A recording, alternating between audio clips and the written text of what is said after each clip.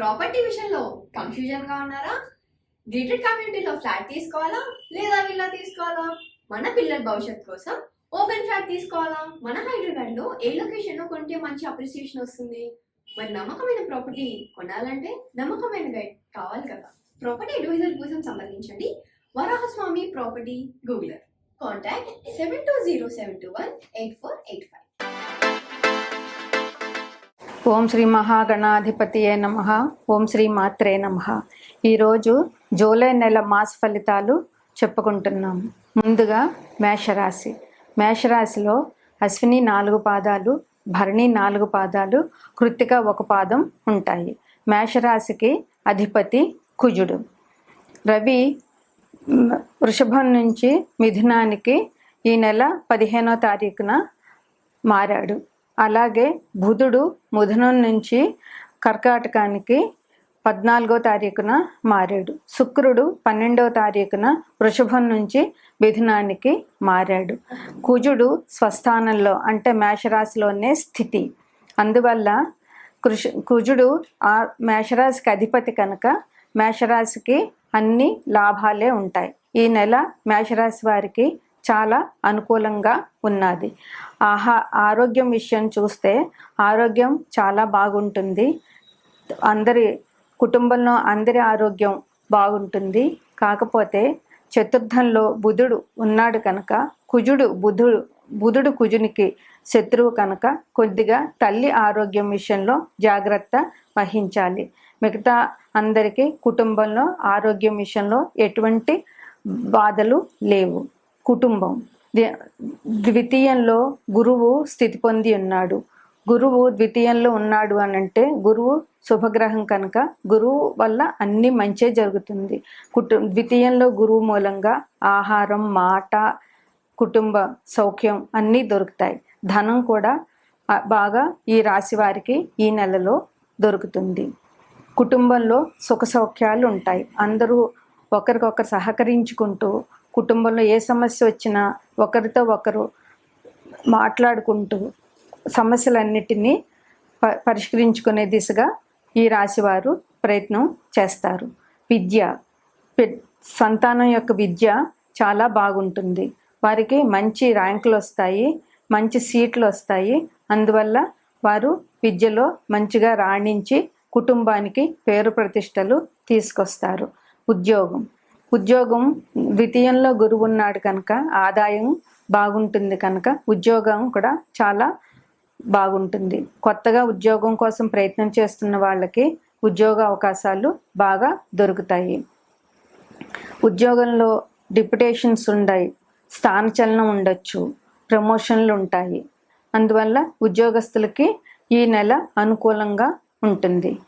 ధనం ప్రవాహంలా మేషరాశి వారికి లభిస్తుంది. గురువు ద్వితీయంలో ఉన్నారు కనుక శుభకార్యాలు చేస్తారు. భార్యాభర్తలిద్దరూ దైవ కార్యాలు చేస్తారు. తీర్థయాత్రలు, పుణ్యక్షేత్రాల సందర్శనం జరుగుతుంది. వ్యాపారంలో పెట్టుబడులు కొంచెం జాగ్రత్తగా ఉండాలి. కుజుడు భూమికి అధిపతి. అందువల్ల భూమి కొనుక్కోవడానికి, ఇళ్ళకి కొనుక్కోవడానికి వీటికి అనుకూలమైన సమయం అని చెప్పవచ్చు. కుజుడు భూమికి అధిపతి కనుక భూమికి సంబంధించిన లావాదేవీలు, వ్యవసాయ క్షేత్రాలు కానీ స్థలాలు కానీ వీటన్నింటికి ఈ నెల మేషరాశి వారికి అనుకూలంగా ఉందని చెప్పవచ్చు. ప్రయాణాలు, దగ్గర ప్రయాణాలు బాగానే ఉంటాయి. దూర ప్రయాణాలు కొద్దిగా అలసటతో కూరుకొని ఉంటాయి కనుక తగు జాగ్రత్తలు తీసుకొని ప్రయాణాలు చేయవలసి ఉంటుంది. క్రీడాకారులందరికీ ఈ మాసం చాలా శుభదినం అని చెప్పవచ్చు. ప్రభుత్వ కాంట్రాక్టర్లకి ఈ నెల చాలా శుభంగా ఉంటుంది. వాహనాలు, కుజుడు వాహనాలకి అధిపతి. అందువల్ల కొత్త వాహనాలు కొనుక్కునే అవకాశం కూడా ఉంటుంది. అయితే వాహనాలు నడిపేటప్పుడు కొంచెం జాగ్రత్తగా ఉండవలసిన అవసరం ఉన్నది. కుజుడు ధైర్యానికి ప్రతీక. అందుకే మేషరాశిలో పుట్టిన వారు IAS, IPS, మిలిటరీ సర్వీసుల్లో ఎక్కువగా ఉద్యోగాలు చేస్తారు. వీళ్ళకి ధైర్య సాహసాలు చాలా ఎక్కువ. వీరు తమ సుఖం కూడా లెక్క చేయకుండా ధైర్యంగా ముందుకు వెళ్ళే అలవాటుని కలిగి ఉంటారు. గృహానికి సంబంధించిన విషయాలన్నీ కూడా అనుకూలంగా ఉంటాయి. వివాహానికి సంబంధించిన మాటలు జరుగుతాయి. ఇప్పుడు మూఢం కనుక వివాహాలు లేకపోయినా వివాహానికి సంబంధించిన మాటలు అన్నీ జరిగి వివాహ సంబంధాలు కుదుర్చుకునే అవకాశం ఈ నెలలో ఉన్నది. ఆధ్యాత్మికంగా కూడా వీళ్ళు చాలా అభివృద్ధిలోకి వస్తారు. దైవ కార్యాలు చేస్తారు. గురుడు దైవ కార్యాలు చేయడానికి మూలం. అలాగే సంతానం విషయంలో కూడా చాలా మంచిగా ఉన్నది. పిల్లలు లేని వాళ్ళకి ఈ నెలలో పిల్లలు పుట్టే అవకాశాలు ఉండవచ్చు. కష్టపడి ప్రయత్నం చేస్తే ఒకవేళ సంతానంలో ప్రాబ్లం ఏదైనా ఉన్నా డాక్టర్ కన్సల్టేషన్స్తో ప్రయత్నాలు చేస్తే పిల్లలు పుట్టే అవకాశం కూడా ఉంటుంది. ఇదివరకు నుంచి ఏవైనా వైవాహిక సమస్యలు భార్యాభర్తల మధ్య ఉంటే వాటికి పరిష్కారాలు ఇప్పుడు దొరుకుతాయి. తల్లి ఆరోగ్య విషయంలో కొంచెం జాగ్రత్త వహించండి. 13, 15, 26, 27 ఈ తేదీలు మంచివి కావు. కొద్దిగా జాగ్రత్తగా ఉండాలి. జూలై 12 వరకు కుజుడు ఈ రాశిలో ఉంటాడు. జూలై 12న మేషరాశి నుంచి వృషభ రాశికి కుజుడు మారుతాడు. దీనికి సుబ్రహ్మణ్యేశ్వర స్వామి పూజలు, నవగ్రహ స్తోత్ర పఠనం, నవగ్రహ ఆరాధన చాలా మంచిది. 11వ రాశి కుంభరాశి. ధనిష్ట 2 పాదాలు, శతభిషం 4 పాదాలు, పూర్వభాద్ర 3 పాదాలు ఈ రాశిలో ఉంటాయి. ఈ రాశికి అధిపతి శని భగవానుడు. కుంభంలోనే శని స్థితి పొంది ఉన్నాడు. అంటే లగ్నంలోనే శని ఉన్నాడు. అంటే కొద్దిగా చికాకులు పెట్టే సమయమే. ఈ రాశి వారికి ఈ నెల సామాన్యంగా ఉంటుంది. ఆరోగ్య విషయంలో జాగ్రత్తలతో కూడిన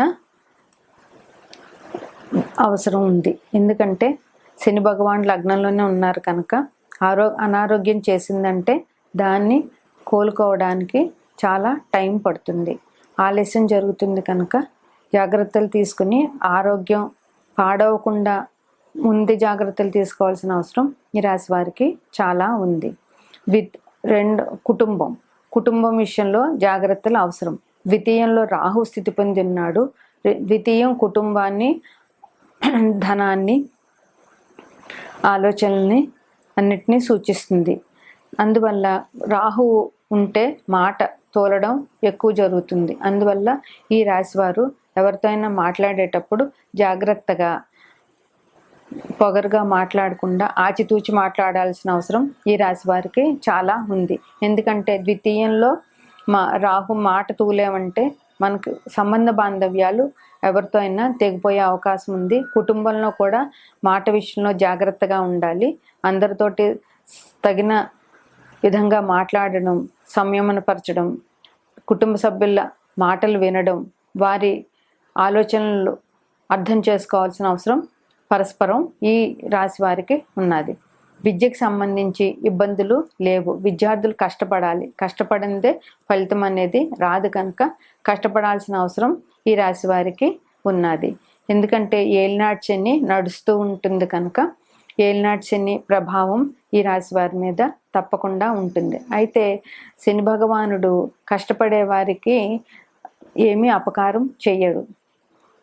వృత్తి సేవక వర్గాల వారిని జాగ్రత్తగా చూడాలి. వృత్తి విషయంలో జాగ్రత్తగా ఉండాలి.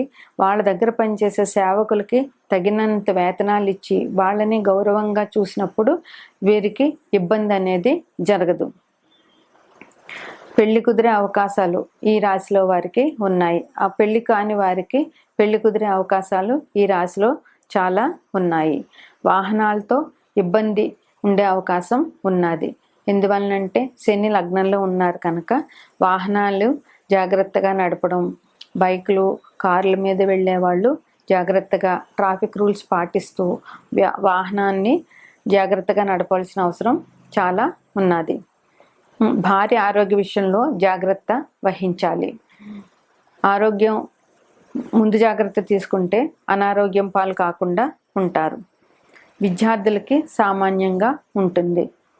ఫ్రెండ్స్కి హెల్త్ ఇష్యూస్ జరిగే అవకాశం ఉన్నది. 11వ ఇల్లు ఫ్రెండ్స్ని సూచిస్తుంది కనుక ఫ్రెండ్స్కి సంబంధించిన ఆరోగ్యానికి సంబంధించిన అనారోగ్యాలు వచ్చే అవకాశం ఉంది కనుక ఫ్రెండ్స్ విషయంలో జాగ్రత్త పడాలి. ప్రయాణాలు ఎక్కువగా ఈ రాశి వారికి కనపడుతున్నాయి ఈ నెలలో. అందువల్ల ప్రయాణాల విషయంలో జాగ్రత్త వహించి ప్రయాణాలు చేసేటప్పుడు తగు జాగ్రత్తలు తీసుకుని ప్రయాణం చేయవలసిన అవసరం చాలా ఉంది. ప్రయాణాలు అనుకూలమే కానీ తగు జాగ్రత్తలు తీసుకోవాల్సిన అవసరం ఈ రాశి వారికి ఉంటుంది.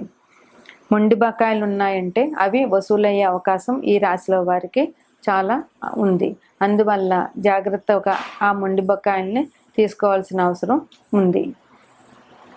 అవివాహితులకి పెళ్లి కుదిరే అవకాశం ఈ రాశిలో వారికి ఉన్నది. అందువల్ల వీరు జాగ్రత్తగా సంబంధాలు చూసుకుని తగు సమయంగా మాట్లాడుకుని సంబంధాలు సెటిల్ చేసుకుంటే అవివాహితులకి పెళ్లి సంబంధాలు కుదిరే అవకాశం ఉంది. పెళ్ళి ఇప్పుడు ఎట్లాగూ ఉండదు మోఢాలు వెళ్ళే వరకు. అందువల్ల పెళ్లి కుదిరే అవకాశాలు ఈ రాశిలో వాళ్ళకి చాలా ఉన్నాయి. సేవక వర్గం వారిని మాత్రం జాగ్రత్తగా చూడాలి. ముసలి వాళ్ళని వికలాంగులని జాగ్రత్తగా చూడాలి. ముసలి వాళ్ళకి సేవ చేస్తే శని భగవానుడు చాలా సంతోషిస్తాడు. అలాగే వికలాంగులకి ముసలి వాళ్ళకి తగు దాన ధర్మాలు చేయడము, నువ్వులు బెల్లం కలిపిన పదార్థాలని ఆవుకు తినిపించడం, లేదా నువ్వులకు సంబంధించి దానాలు ఇవ్వడం, ఏదైనా ఆలయంలో దీపానికి నూనె ఇవ్వడం, ఇట్లాంటివి శని నుండి మనం తప్పించుకోవడానికి మార్గాలు. శని స్తోత్రం చేయడము, నవగ్రహ స్తోత్ర పఠనము, నవగ్రహ ఆరాధన, నవగ్రహాలకి ప్రదక్షిణాలు, శివాభిషేకం, శనివారం శివాభిషేకం, శనివారం హనుమాన్ చాలీస 11 సార్లు చదవడం, ఇవి చాలా అవసరం ఈ రాశి వారికి.